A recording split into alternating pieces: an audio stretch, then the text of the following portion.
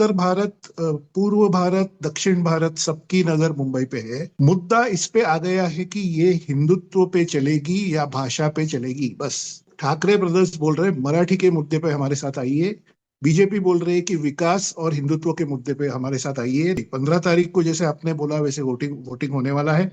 16 को नतीजे आएंगे। ये डायरेक्ट बेनिफिट ट्रांसफर स्कीम इस बार कितना काम कर पाएगी, इस पे बीजेपी को भी थोड़ा शक है, मुझे भी शक है। ठाकरे दोनों साथ में आए, इसकी वजह से शायद 50% तक भी वोट वो अपनी तरफ खींच सकते हैं। मुंबई का 18% पॉपुलेशन अल्पसंख्यक लोगों का है, मुस्लिम लोगों का है, और वो बहुत ही बड़ी तादाद में बाहर आके वोटिंग करते हैं। उद्धव ठाकरे के साथ जा रहे हैं क्योंकि उद्धव ठाकरे ही उनको दिखाई दे रहे हैं कि एक नेता है जो बीजेपी के खिलाफ यहाँ पे बिल्कुल। खड़े हैं, और उसकी वजह से बीजेपी की चिंता थोड़ी बढ़ गई है। तो ये बात अभी कल से बहुत ही वायरल हो गई कि ये बीजेपी के दो नेता हैं जो मुंबई को मेयर उत्तर भारतीय बनेंगे, मराठी छोड़ के दूसरा बनेंगे, ऐसा वो कह रहे हैं। तो इस पे मराठी मानुस को जाग उठना चाहिए वगैरह, ऐसे ठाकरे अपनी रैली में कल बोले। Direct benefit transfer is the, they think it is the master की दैट दे हैव फाउंड। तो काफी ऐसे लाखों महिलाएं जो बोल रही है कि मुझे 3 महीने पहले तो लाड़की बहन का फंड मिल रहा था, अभी नहीं मिल रहा है। बहुत बड़े प्रॉब्लम्स है जो इस चुनाव में एक्चुअली डिस्कस होना चाहिए थे, हाँ। जैसे कि ट्रैफिक या पानी की समस्या में कि क्राइम बढ़ता हुआ जा रहा है, और क्रिमिनल गैंग्स वगैरह पे कोई कंट्रोल नहीं है। बीजेपी की कोशिश ये रहती है कि हम्म। फिल्म स्टार्स वगैरह चुनाव के लिए आए और उसके फोटो वगैरह सोशल मीडिया पे लगाए और लोगों को बोले कि अरे आप भी आइए चुनाव कीजिए। तो जो हाल राज ठाकरे उद्धव ठाकरे का होने वाला है, अगर वो एक साथ नहीं आए तो जो हाल होने वाला है वही पवार फैमिली का होने वाला है। जो कार्यकर्ता अजित पवार के साथ 15 साल 20 साल काम कर चुके हैं, उनको बीजेपी कुछ ऑफर देके, अ, उम्मीदवारी देंगे या और कुछ ऑफर या ऐसा कुछ देके उनको 2 दिन में वो अपनी तरफ लेके आ रहे हैं। सब लोग सोशल मीडिया पे ये सब देख रहे हैं कि अजित पवार मुंबई में बीजेपी के सरकार में बैठते हैं हाँ। और पुणे में आके 3 घंटा गाड़ी में बैठ के पुणे आते हैं और वहां पे मंच पे खड़े होके हजारों लोगों के सामने बोलते हैं कि पुणे की महापालिका को बीजेपी ने बर्बाद किया। लेकिन 17 तारीख के बाद हाँ। इस आरोप का कोई नामो निशान नहीं होगा।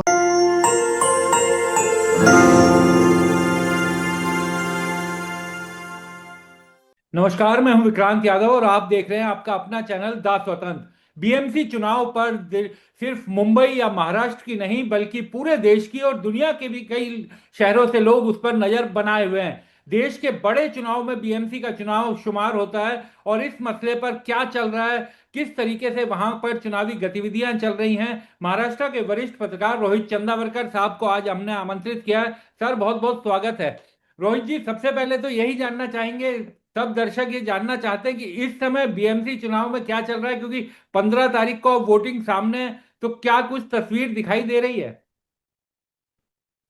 विक्रांत जी, पहले तो मैं आपको बताना चाहता हूं कि ये चुनाव इतने बड़े क्यों हुए हैं, क्या उसकी वजह है कि पूरे देश की नजर है इस पे। हाँ। और आज दिल्ली से या पूरी देश से ही मुझे भी लोग पूछ रहे हैं कि क्या आप हमारे साथ शो कर सकते हैं। तो मैं, यकीन मानिए, मैं खुद के बारे में नहीं बोलना चाहता कुछ बड़ा, लेकिन दोपहर से या सुबह से मैं अब तक अलग अलग शोज कर रहा हूँ और रात तक ये सिलसिला चल रहा है। एक एग्जाम्पल के तौर पे ये मैं सिर्फ बोल रहा हूँ।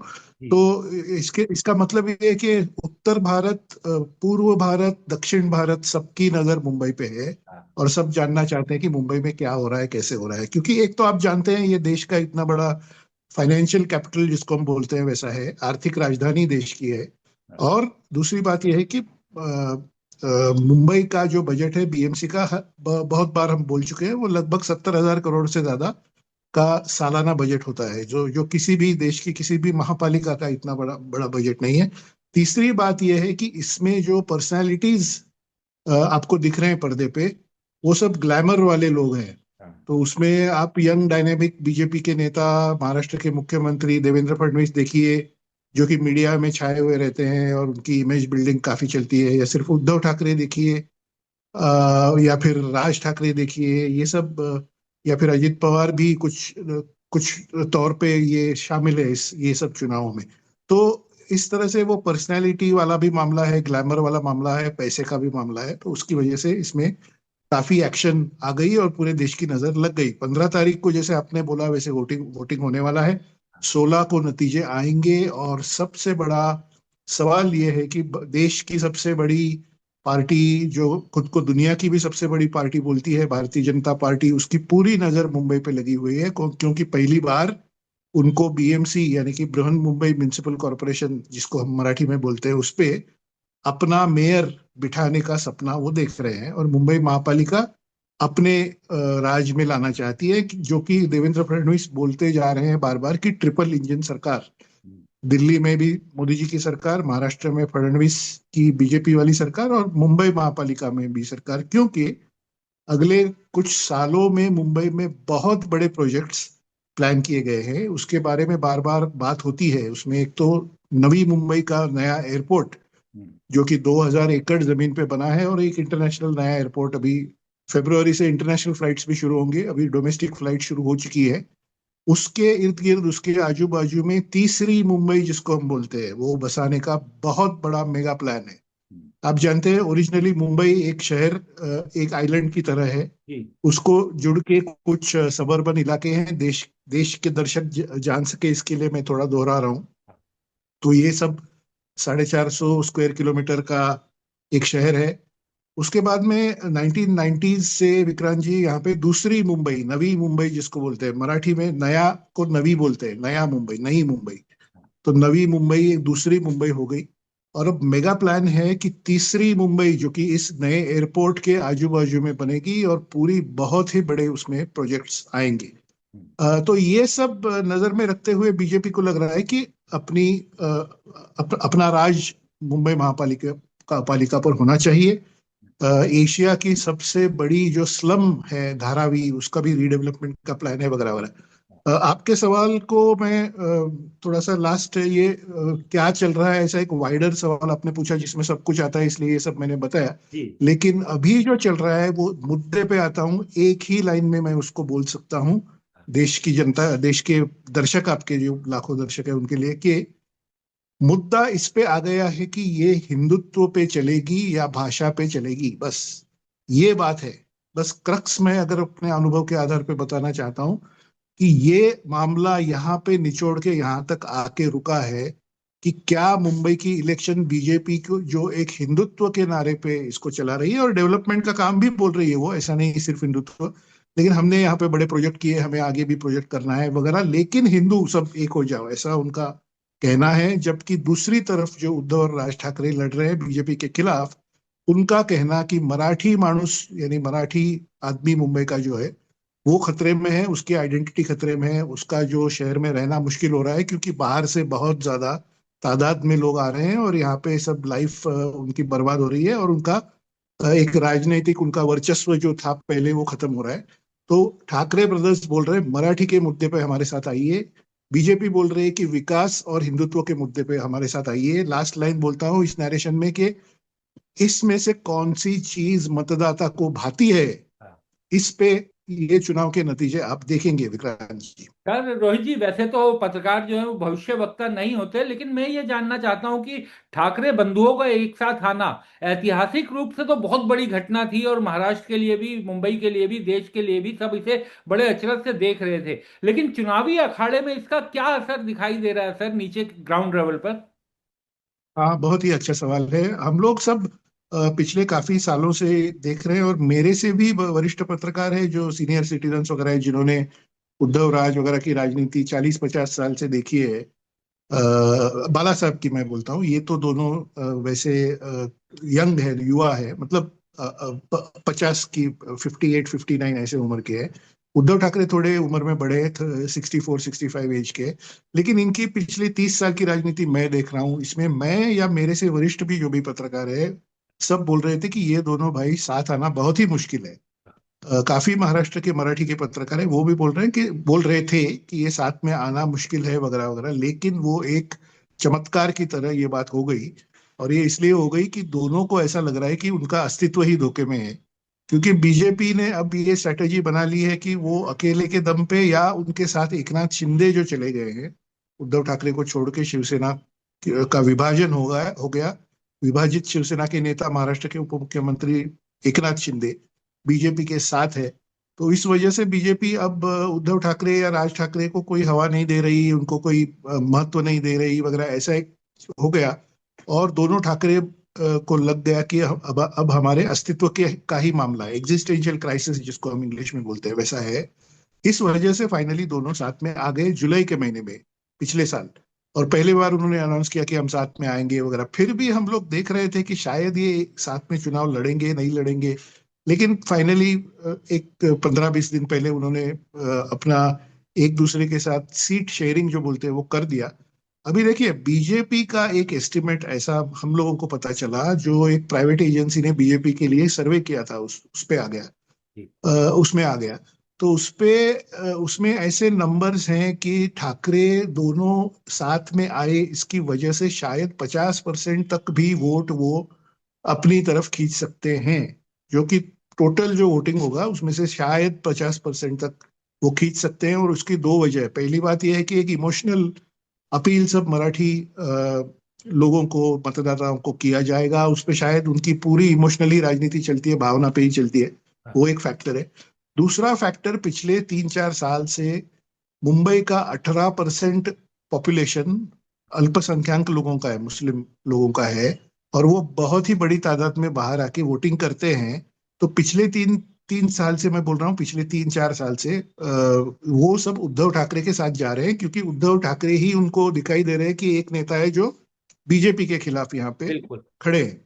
तो इस वजह से एक 40% मराठी पॉपुलेशन जो मुंबई में बचा है, 60% तो बाहर के आए हुए माइग्रेंट पॉपुलेशन है, वो 40%, और 18% मुस्लिम पकड़ के चलिए, तो 58% टोटल वोट बैंक बोल सकते हैं हम जिसको, अ, उस पर एक प्रभाव डालने का प्रयत्न, या उसका एक पिच जो बोलते हैं इंग्लिश में, वैसे दोनों ठाकरे कर रहे हैं। बीजेपी का 3 महीने पहले जो सर्वे था उसमें दिखाया गया कि 50% के आसपास उनको वोट जा सकते हैं अगर दोनों साथ आए। दूसरा उसमें फैक्टर इंपॉर्टेंट ये है कि अब तक जो उद्धव और राज एक दूसरे के खिलाफ लड़ रहे थे, उसमें क्या हो रहा था, राज ठाकरे को कोई सीट्स तो नहीं मिल रही थी। लोगों को लग रहा था कि विधानसभा हो, मुंबई महापालिका हो, राज को तो कोई कोई उनका उम्मीदवार जीत नहीं रहा है, ये पार्टी खत्म हो गई है। लेकिन ऐसा नहीं है। क्या होता है, समझिए 1,000 वोट है किसी कॉन्स्टिट्यूएंसी में, उसमें बीजेपी को समझिए 480 वोट मिले 1,000 में से। 1,000 एक नंबर में पकड़ रहा हूँ, 1,000 मानिए एक एक कॉन्स्टिट्यूएंसी में वोट है। उसमें बीजेपी को क्या हो रहा है, समझो 400 वोट उनको मिल रहे हैं। बाकी के जो 600 वोट है उसमें उद्धव ठाकरे को 350 मिल रहे हैं, या 300 मिल रहे हैं समझिए। और 300 इसलिए मिल रहे हैं क्योंकि 150-200 वोट राज ठाकरे को मिल रहे हैं, ऐसा सीन है। और कांग्रेस को समझो 100 ही मिल रहा है, 50 ही मिल रहा है, ऐसा 1,000 वोट का एक यूनिट ले तो उसमें हो रहा है।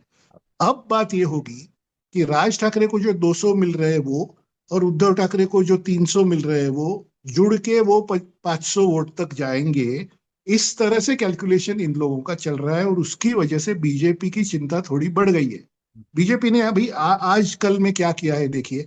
बीजेपी के दो नेता पिछले कुछ दिनों में ऐसी कुछ बातें बोल गए मुंबई में, जिसमें ये दिख रहा है कि बीजेपी को जो मराठी मानुस छोड़ के बाकी के मत है, उनको पूरा अपनी तरफ खींचने का एक प्लान वो कर रहे हैं। और उसमें एक दो दो लोगों के नाम मैं बताता हूँ, सब जगह मीडिया में आ गया, शायद आपको भी पता ही है। वो कृपा शंकर सिंह, जो कि उत्तर प्रदेश में वाराणसी वगैरह में भी एक्टिव रहते हैं, लेकिन मुंबई के नेता है, मुंबई के भूतपूर्व कांग्रेस के अध्यक्ष रह चुके हैं, पिछले कुछ सालों से भाजपा में है, भाजपा में बहुत एक्टिव है।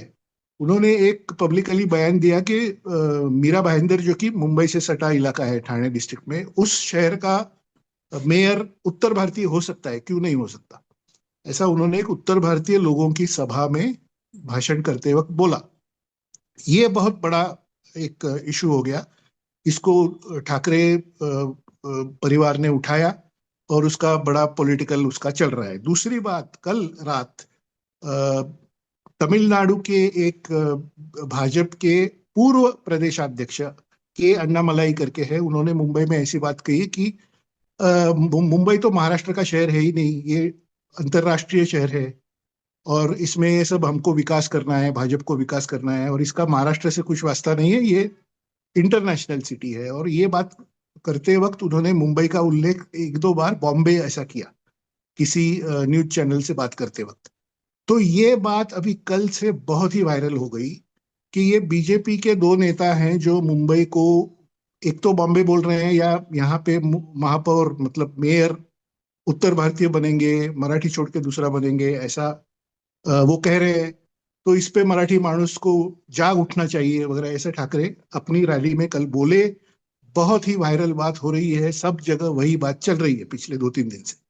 अब देखिए, बीजेपी के नेता है वो, कोई ऐसे गलत सलत गलती से बात उन्होंने नहीं की है ऐसा मुझे लगता है। ये जो है कि मराठी छोड़ के जो भी उत्तर भारतीय हो, दक्षिण दक्षिण भारतीय हो, तमिल लोग हो, तेलुगु लोग हो, बाकी के बंगाली लोग हो जो भी मुंबई में रह रहे हैं, उनको एक बीजेपी का इनडायरेक्टली, मैं बोलता हूं अप्रत्यक्ष तरीके से एक संदेश है कि देखिए, आप घबराइए मत। ये ठाकरे परिवार अगर मराठी मराठी मराठी बोल रहा है तो आपको घबराने की जरूरत नहीं, हम आपके साथ हैं। मुंबई सबकी है, मुंबई उत्तर भारतीयों की भी है, दक्षिण वालों की भी है, तमिल लोगों की भी है, क्रिश्चियन लोगों की भी है, जो भी है, जो भी भाषा अलग अलग है। तो वो सब वोट जो मराठी छोड़ के दूसरा जो जो भी 40-50% वोट होगा, उसका एक कंसोलिडेशन, उसका एक एकत्रीकरण हो जाए और वो बीजेपी के पीछे आ जाए। इस तरह से बीजेपी का एक पिच मुझे दिख रहा है पिछले 4-5 दिनों से।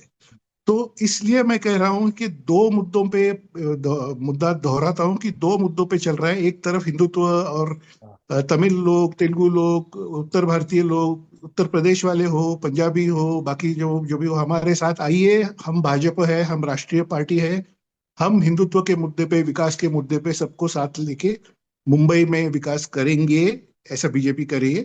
जबकि ठाकरे अभी बोल रहे हैं कि देखो ये सब बाहर वाले आ गए और इसकी वजह से मराठी जो आदमी है, मराठी बोलने वाला जो मुंबई का आदमी है, वो खतरे में है, उसका पूरा भविष्य खतरे में है। तो यही समय है कि आप हमारे पीछे खड़े रहिए, नहीं तो आपका सब भविष्य खतरे में ही रहेगा। ये अभी लेटेस्ट, मैं बोलता हूँ नाट्यमय या नाट्यपूर्ण ऐसा एक सिचुएशन मुंबई शहर में बाकी सब जगहों में दिख रहा है, विक्रांत जी।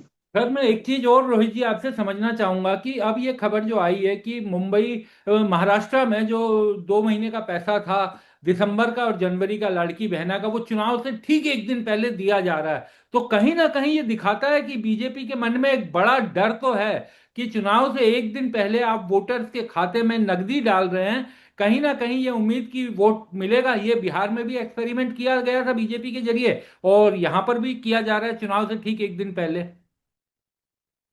हाँ विक्रांत जी, बात ये हो गई कि जो लोकसभा चुनाव में जो बीजेपी का बहुत बुरा परफॉर्मेंस रहा 2024 में, और उनकी संख्या घट के एकदम नीचे आ गई महाराष्ट्र जैसे बड़े राज्य में, उसके बाद में जो मंथन हुआ उसमें उनको लगा कि कुछ तो करना चाहिए। तो ये मध्य प्रदेश की लाडली बहना योजना के धरती पर उन्होंने उसी तरह के मराठी में बोलते हैं, उसके धरती पर, मतलब वो उसी तरह के बैकग्राउंड पे वो उन्होंने यहाँ पे लाडली बहना की मराठी ट्रांसलेशन लाड़की बहन ऐसा लाड़की किया। बहन। हाँ। उसको उसको बहुत ही ज्यादा सक्सेस मिला, उसको विधानसभा चुनाव में बहुत ज्यादा सक्सेस मिला। और मुझे लगता है कि वो एक तरह से बीजेपी और एकनाथ शिंदे और जो बीजेपी के नेतृत्व में एनडीए गठबंधन महाराष्ट्र में है, जिसको महायुति बोलते हैं मराठी में, हाँ। उसको लगता है कि ये तो चुनाव जीतने की एक मास्टर की हम्म। चाबी, मास्टर चाबी जिसको बोलते हैं, एक चाबी से सब ताले खुलते हैं, ऐसी एक मास्टर चाबी वो उनको मिल गई है कि आप एक अलग अलग योजनाओं में किसानों को या जो समाज के कुछ हिस्से के जो गरीब तबके के लोग हैं उनको, या फिर महिलाओं को, इस तरह से आप एक डायरेक्ट बेनिफिट ट्रांसफर जिसको बोलते हैं नेशनल पॉलिटिक्स में, डीबीटी, जो कि एक कांग्रेस ने किसानों के लिए पहले किया था मनमोहन सिंह के जमाने में। जो बात हुई थी कि हम सीधा आपके खाते में पैसा ट्रांसफर करेंगे, वो किसानों के लिए कांग्रेस ने किया था। वही पैटर्न की डीबीटी जिसको बोलते हैं, direct benefit transfer, is the, they think it is the master की दैट दे हैव फाउंड। तो अभी उस पे कैसे होगा, क्योंकि उसमें दो मुद्दे मैं आपको बताता हूँ कि जितना जितनी जितनी औरतों को, महिलाओं को विधानसभा चुनाव से पहले लाड़की बहन के अंदर पैसा मिला अपने बैंक में, उसका नंबर कुछ 2 करोड़ के आसपास था, 2 करोड़ महिलाओं को मिल रहा था। उसमें चुनाव के बाद गवर्नमेंट ने काफी कटौती की, हाँ बिल्कुल। क्योंकि गवर्नमेंट के ट्रेजरी पर, उनकी तिजोरी पर इसका कुछ 44,000 करोड़ रुपए का सालाना प्रेशर पड़ना शुरू हो गया। और उसमें अजीत पवार वगैरह बोल रहे थे कि ये जरा थोड़ा मुश्किल हो रहा है। उसमें फिर महाराष्ट्र में कुछ चीजों के दाम काफी बढ़ाने पड़े, टैक्सेस लगाने पड़े, वगैरह, वो सब हो गया। तो उसके बाद गवर्नमेंट ने एक ऑडिट करना शुरू किया। ऑडिट में काफी, उसका नंबर मेरे पास नहीं है, लेकिन मुझे लगता है कि काफी लाख लोग, in millions, I can say several millions English में जो बोलते हैं, जी। ऐसे महिलाओं का नाम उस स्कीम से काटा गया। अ, तो अभी थोड़ा सा महिलाओं में मुझे तो लगता है कि थोड़ा एक डाउट लग रहा है, उनको थोड़ा सा एक शक आ रहा है, ऐसा बोल सकते हैं कि क्या ये बाद में भी, इस चुनाव के बाद में भी ऐसे ही कटौती होती जाएगी लिस्ट में।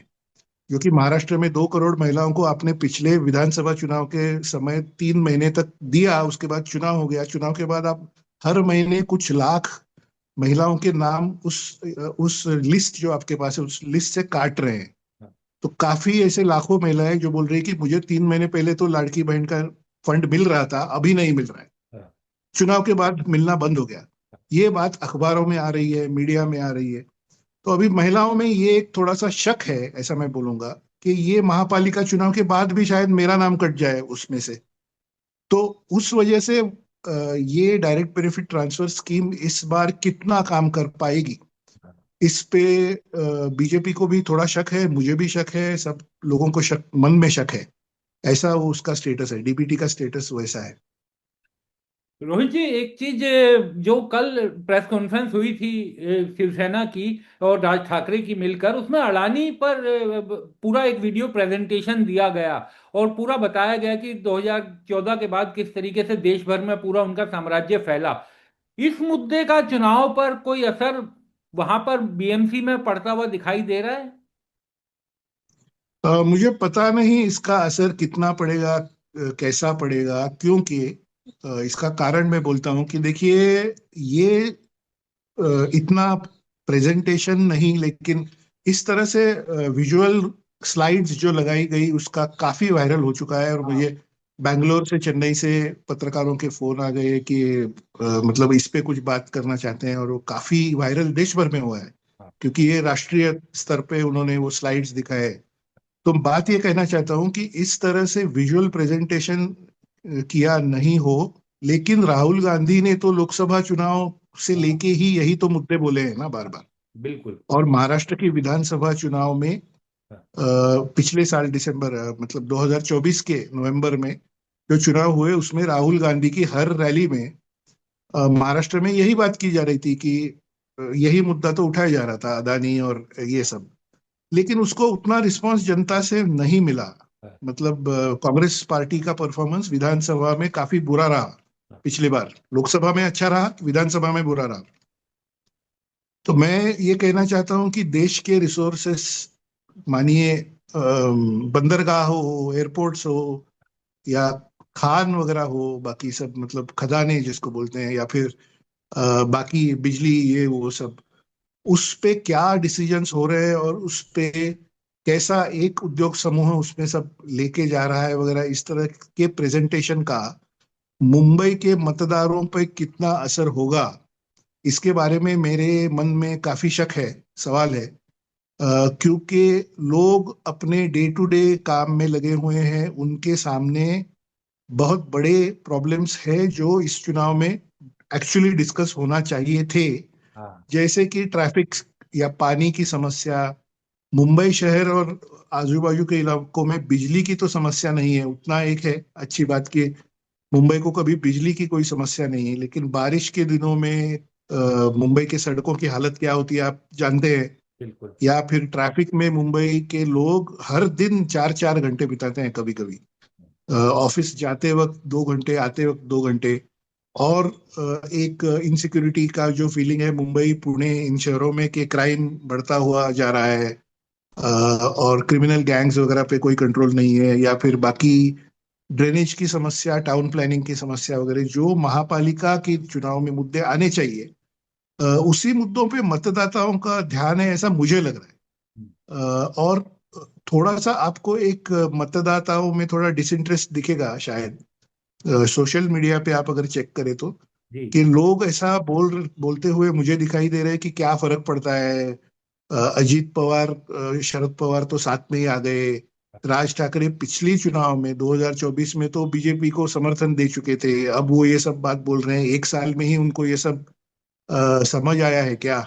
इसके पहले उनको ये पता नहीं था कि ये सब हो रहा है इतने सालों से, वगैरह वगैरह। तो एक लोगों में डिसइंटरेस्ट इस तरह से मुझे दिख रहा है। और एक मुद्दा मैं इस मौके पर आपको बोलूं कि मुंबई म्युनिसिपल कॉरपोरेशन में पिछली बार चुनाव का परसेंटेज काफी कम था, 45% के आसपास था। और बीजेपी का एक हमेशा एक अटेम्प्ट रहता है, या उनकी तरफ से एक कोशिश की जाती है कि वो फिल्म स्टार्स या सब बॉलीवुड के लोग और ये सब लोगों को सुबह के टाइम पे वोटिंग के लिए बाहर लाए और जनता को दिखाए कि देखिए ये सब लोग वोट कर रहे हैं, आप भी वोट कीजिए। हाँ। क्योंकि बीजेपी के मन में बात ये बैठी है काफी सालों से, और इस पे बीजेपी के बड़े नेताओं से मैं बात कर चुका हूँ, उनके मन में ये बात है कि मिडिल और हायर मिडिल क्लास जो है वो बाहर आता नहीं है। हाँ। जो उच्च उत्पन्न समूह है मुंबई का, वो उनके लिए अपनी वोट बैंक है। हाँ। और वो समूह बाहर आके इतना वोटिंग नहीं करता, क्योंकि उनको सब कुछ मिल रहा है मुंबई हाँ। जैसे शहर में, बिजली, पानी, सड़कें, ये सब मिल रहा है, और उनको लगता है कि वोटिंग करके क्या फर्क ज्यादा नहीं पड़ेगा। तो बीजेपी की कोशिश ये रहती है कि हम्म। फिल्म स्टार्स वगैरह चुनाव के लिए आए और उसके फोटो वगैरह सोशल मीडिया पे लगाए और लोगों को बोले कि अरे आप भी आइए चुनाव कीजिए। तो इस तरह से वो परसेप्शन का चल रहा है कि राज ठाकरे, उद्धव ठाकरे, एक जो समाज का गरीब तबका है, मराठी तबका है, जो चाल में, जो झुग्गी झोपड़ियों में रहने वाले मराठी है, बाकी है, उनको बोल रहे हैं कि देखिए ये अदानी का खतरा है, ये ऐसा है वैसा है। बीजेपी बोल रही है कि समाज का ऊपर वाला तबका जो है वो बाहर आए ज्यादा नंबर में, हाँ। हिंदुत्व के मुद्दे पे आए, राष्ट्रीय मुद्दों पे आए, मोदी जी के नाम पे वोटिंग करे, वगैरह वगैरह। तो इस तरह की लड़ाई, परसेप्शन की लड़ाई चल रही है। मुझे पता नहीं कि वो किस तरफ जाएगी। एक बस अंतिम सवाल सर, मुझे मालूम है आज आप बहुत व्यस्त हैं, कि ठाकरे परिवार तो एक हो गया, अब पुणे और पिंपरी चिंचवड में वो अपने पवार फैमिली भी एक साथ चुनाव लड़ रही है। तो क्योंकि बीजेपी और शिवसेना तो नेचुरल अलायंस हैं, ये उनके नेता भी आपसी उसमें बोलते हैं, और पवार साहब, क्या पवार फैमिली आगे के लिए भी स्थायी रूप से एकजुट हो सकती है? और क्या जो गठबंधन है महायुति का, उसमें भी कुछ गड़बड़ हो सकती है क्या, इस पूरे जो इन चुनाव में गठबंधन हुआ उसके बाद? हाँ विक्रांत जी, आपके पिछले शो पे मैं जो जी। बात मैंने कही थी वही कहता हूँ कि हाँ। बीजेपी का ओवरऑल प्लान, हाँ। उनकी योजना हाँ। ये है कि वो 2029 के चुनाव में, अभी 3 साल तो है, जी। लेकिन वो 2029 के चुनाव जो भी आएंगे वो अपने बल पर लड़े, अकेले लड़े। और वो उनका प्लानिंग है, तो उसकी वजह से वो अजीत पवार के काफी लोग, उनके कार्यकर्ता को उठा के सीधे अपने पार्टी में ले रहे हैं पिछले कुछ महीनों से। हम्म। और अजीत पवार और शरद पवार दोनों को ये बात समझ आ गई कि जो हाल राज ठाकरे, उद्धव ठाकरे का होने वाला है, अगर वो एक साथ नहीं आए तो जो हाल होने वाला है वही पवार फैमिली का होने वाला है। उनका राजकीय अस्तित्व ही खतरे में आएगा, क्योंकि उनके सब लोगों को बीजेपी उठा के ले जा रही है। जो कार्यकर्ता अजित पवार के साथ 15 साल, 20 साल काम कर चुके हैं, उनको बीजेपी कुछ ऑफर देके, हम्म। उम्मीदवारी देंगे या और कुछ ऑफर या ऐसा कुछ देके, उनको 2 दिन में वो अपनी तरफ लेके आ रहे हैं। और वो उनका एक इवेंट कर रहे हैं कि देखो ये 3 लोग अजित पवार के दाएं बाएं बैठने वाले हमारे साथ आ गए। इस तरह से 50-60 लोगों का उन्होंने पुणे डिस्ट्रिक्ट में पिछले 2 महीने में किया है।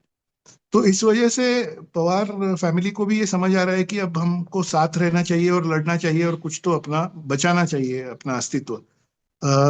ये भी मुकाबला उसी तरह है जो मुंबई में है। लेकिन इसमें एक बात अलग है, वो ऐसी है कि अभी तो अजीत पवार बीजेपी के महाराष्ट्र के सरकार में शामिल है, हाँ। उप मुख्यमंत्री है, डेप्यूटी चीफ मिनिस्टर है। और वो पुणे में जाके बीजेपी के ऊपर आरोप कर रहे हैं, अलग अलग आरोप लगा रहे हैं, भ्रष्टाचार के आरोप वगैरह वगैरह। मुंबई में आके फिर से देवेंद्र फडणवीस के साथ मीटिंग में बैठ रहे हैं, सरकार की मीटिंग में।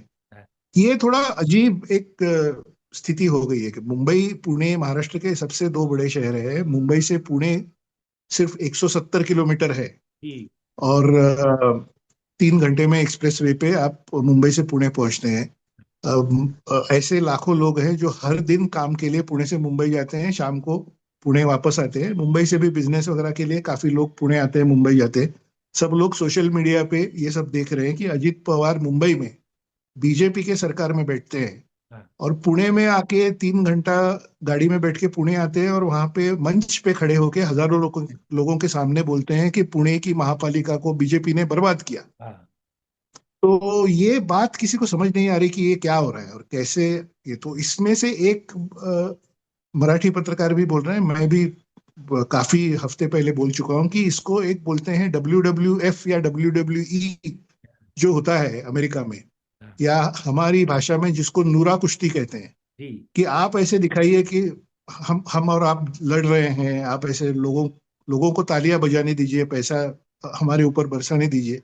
आधा घंटा हम ऐसे दिखाएंगे कि हम आपको मार रहे हैं, आप हमको मार रहे हैं, हाँ। और उसके बाद में खत्म हो जाएगा, हम में से एक कोई नीचे गिरेगा, लोग चले जाएंगे, हम पैसे रखेंगे, और आप गले मिलके जाके किसी खाने पीने के ढाबे पे बैठेंगे। हाँ, तो बिल्कुल। उस तरह से अजीत पवार, मैं बोल रहा हूँ, आपको गारंटी दे रहा हूँ कि वो बीजेपी के ऊपर भ्रष्टाचार के आरोप लगा रहे हैं, सब कर रहे हैं, लेकिन 17 तारीख के बाद हाँ। इस आरोप का कोई नामो निशान नहीं होगा, और वो कोई अपनी सीट महाराष्ट्र गवर्नमेंट में, उनकी जो कुर्सी है, जो हाँ। उप मुख्यमंत्री पद उनके पास है, वो तो छोड़ने वाले है ही नहीं, बिल्कुल ही नहीं। बिल्कुल। आज ही एक मराठी चैनल को इंटरव्यू में उन्होंने कहा कि एक बार ये चुनाव हो जाए, उसके बाद 3 साल कोई चुनाव नहीं है, तो हम विकास का काम कर सकेंगे वगैरह। ये वो किस बल पे कह रहे हैं? उनको मालूम है कि ये चुनाव खत्म होने के बाद में वो और बीजेपी साथ में ही हाँ। पुणे और पिंपरी चिंचवड़ महापालिका, जो कि दोनों मिलके 20-22 हजार करोड़ दोनों मिलके हाँ।